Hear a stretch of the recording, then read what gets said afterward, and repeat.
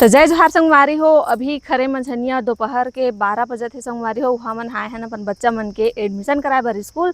तो ये देख सकत हो संगवारी हो, धूप के मारे एकदम हालत खराब हो गई से इतना धूप करत है नहीं कि बाहर में निकलना भी मुश्किल हो गए है कि जैसे आगी तापथे ना उसने टाइप के एकदम धूप करा संगवारी हो। इतना धूप है कि बता नहीं सको मैं। तो यही बीच देख सकत हो आप मन।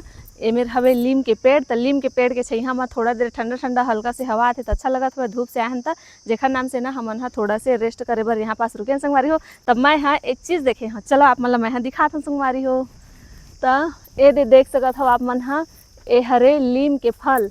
वाव, जो कि देखे में बहुत ही अच्छा लगा थे। देख सकत हो आप मन हाँ, जाम है जैसे झोथा झोथा फल थे ना वैसे टाइप के ये भी फले हवे संगवारी हो। और ये पकथे ना तो पीला पीला हो जाते। तो हमन हा जब छोटे छोटे रहे ना तो लीम के जो फल है वो पकत रहीस ना तो ओला हमन हा बहुत खाए संगवारी हो। और मैं हाँ खात रही हूँ बचपन में, हमन हा तो बहुत खाए हमन संगवारी हो।